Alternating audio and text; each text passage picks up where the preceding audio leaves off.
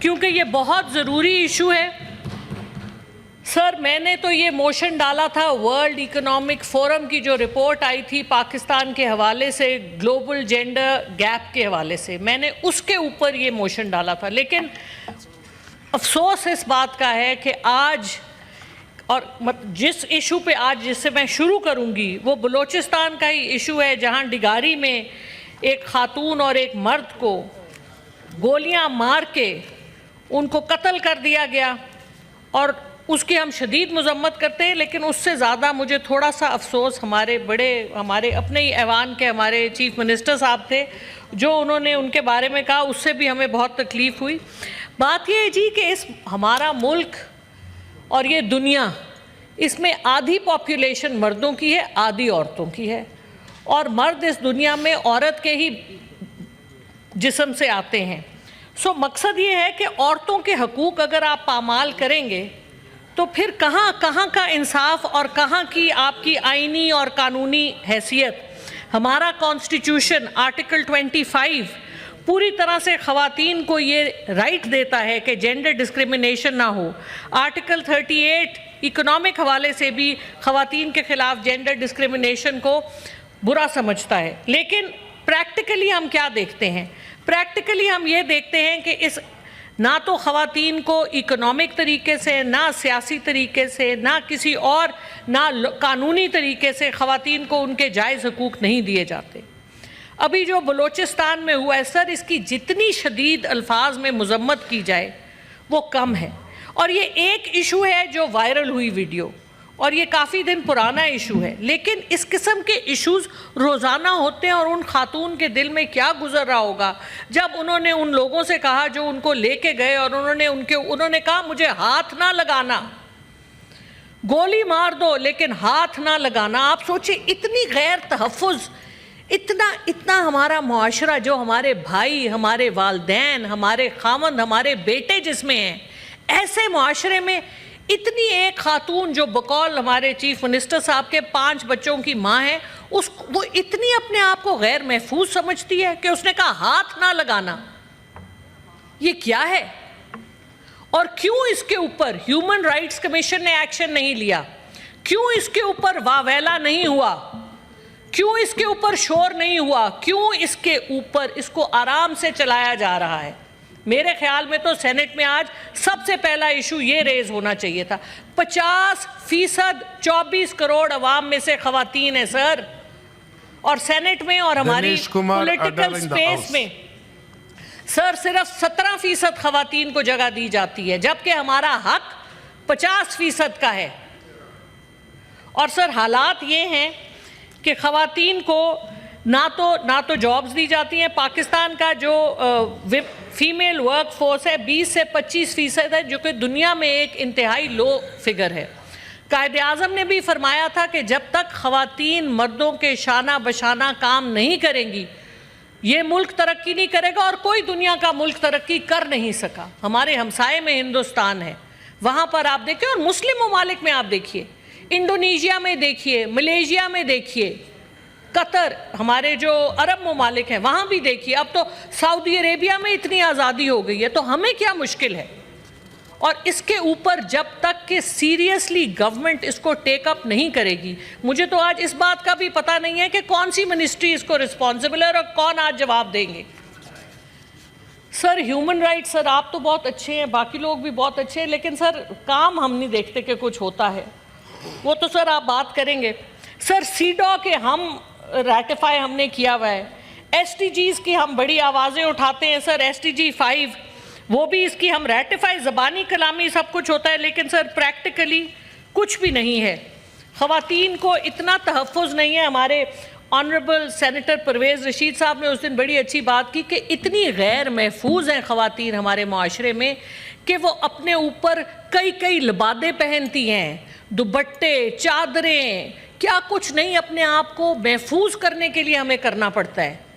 تو یہ کیسا معاشرہ ہے سر، جہاں پہ کہ نبی کریم صلی اللہ علیہ وآلہ وسلم ہزاروں اور لاکھوں اور کروڑوں درود ان پہ، انہوں نے جس طرح سے خواتین کو آزادی دی، انہوں نے اپنے سے 15 سال بڑی خاتون حضرت خدیجہ الکبریٰ سے شادی کی رضی اللہ عنہ، اور کس طرح سے انہوں نے کفالت کی اسلام کی، یعنی کہ وہ اتنی امیر عورت تھیں اور آخر میں جب ان کی اپنی بیٹی کی شادی ہوئی حضرت زینب رضی اللہ عنہ تو ان کے پاس دینے کے لیے صرف ایک چادر تھی.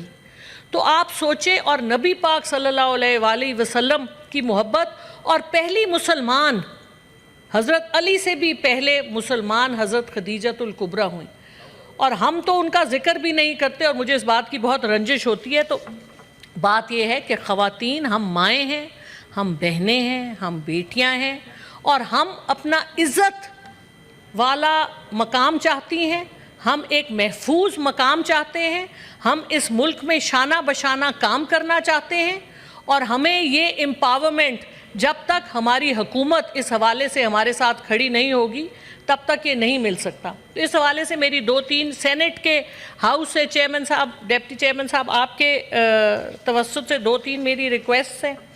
سب سے پہلے تو یہ ہے سر کہ ایک میں نے سنا ہے کہ کوئی جینڈر پیرٹی کے اوپر کوئی پارلیمانی کمیٹی بنی ہے، اس میں ہم جیسے ناچیز لوگوں کو بھی ڈالا جائے. دوسری بات یہ سر کہ ہمیں ایک اینول رپورٹ چاہیے جینڈر پیرٹی کے اوپر اس ایوان میں، اور ہمیں ایک فریم ورک چاہیے کہ کیا فریم ورک بنایا جا رہا ہے جینڈر پیرٹی کے حوالے سے ہمارے ملک میں اس وقت. کیونکہ جی ایس پی پلس سے لے کر آپ کے ہیومن رائٹس کمیشنز کی جو ریکوائرمنٹس ہوتی ہیں، جب ہمارے افسران انٹرنیشنل فورمز پہ جاتے ہیں تو وہاں بہت مار پڑتی ہے، اور اس صرف کاغذی کارروائی سے وہ مار نہیں ختم ہوگی، ہمیں کوئی پریکٹیکل سٹیپس لینے پڑیں گے. ہمارا ہیراسمنٹ پہ بل آیا، ہمارا ایسڈ تھروئنگ پہ بل آئے، ہمارے ریپ کے اوپر بل آئے، لیکن بڑے افسوس کے ساتھ کہنا پڑتا ہے کہ ان پہ کسی قسم کا کوئی ایکشن نہیں ہوا. تو ہمیں ایک فریم ورک چاہیے، ایک نیشنل فریم ورک جس میں کہ جینڈر پیرٹی کو اور جینڈر ایکوالٹی کو ایڈریس کیا جائے.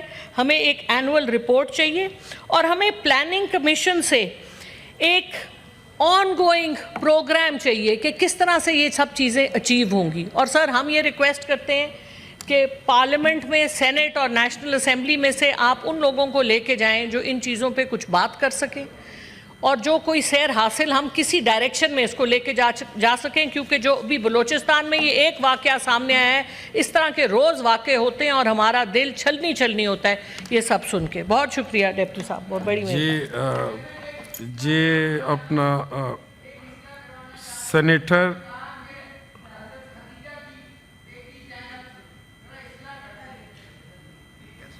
جی آپ مائک کھول دیں اپنے. جی آپ ڈاکٹر زرکا صاحب مائک کھول کر آپ اسپیکنگ ناؤ. پلیز سینیٹر صاحب ہو گئی، معذرت کر لی انہوں نے. جی مسرور حسن صاحب معذرت کر لیا اس نے. جی معذرت ہو گئی. شکریہ چیئرمین صاحب. اور میں سینیٹر زرکا کا شکریہ ادا کرنا چاہتی ہوں کہ وہ اتفاق سے یہ موقع بھی تھا اور آج ایشو بھی آ گیا اور انہوں نے ہر مسئلے کو اس وقت ریز کیا ہے. لیکن میرا فوکس اس وقت بلوچستان میں جو دلخراش واقعے کا ویڈیو سامنے آیا ہے اس کے حوالے سے میں 2 الفاظ کہنا چاہتی ہوں. بالکل صحیح ہے کہ یہ ہماری کوشش ہونی چاہیے تھی کہ یہ پہلا ایشو ہو، لیکن ہم نے ترتیب سے آج بزنس بھی کی اور ممبرز ہاؤس میں ہیں، خواتین کے ایشو پہ کورم پہ ہیں. لیکن میرا کہنا یہ ہے کہ یہ صرف خواتین کا ایشو نہیں ہے، یہ صرف خواتین کا مسئلہ نہیں ہے، یہ سارے معاشرے کا مسئلہ ہے. یہ ہمارے ذہن اور ہمارے جتنے بھی اس میں حرکات ہیں، ہر چیز پر یہ ایک بہت ہی عجیب و غریب، اور میں سمجھتی ہوں افسوس تو ہم جتنا کریں کم ہے، لیکن بہت ہی ایک عجیب ہمارے معاشرے کو ایک ونڈو دکھاتا ہے، ایک چہرہ دکھا رہا ہے. اب یہ کہا گیا ہے کہ پرانا واقعہ تھا. جی پرانا واقعہ تھا، شاید دور دراز علاقوں میں آپ دیکھ رہے ہیں کہ ابھی بھی پرائیویٹائز جسٹس ہو رہی ہے، یعنی کہ نجی انصاف جرگے بیٹھ کے خواتین کے حوالے سے دے رہے ہیں. آپ کو یاد ہے اسی لیے ہم نے 18 سال کی عمر کروائی ہے یہاں پہ شادی کے لیے، اور وہ خاتون جو بھی ہو، ان کا جو بھی رشتہ ہو، دیٹ از irrelevant.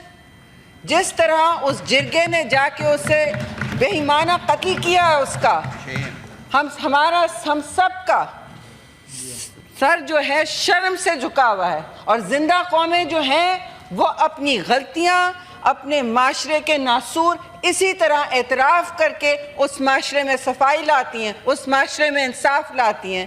تو ہم سب کی ذمہ داری ہے. I am very grateful to the Senate here کہ سب اس بات پر بہت ڈسٹرب ہیں.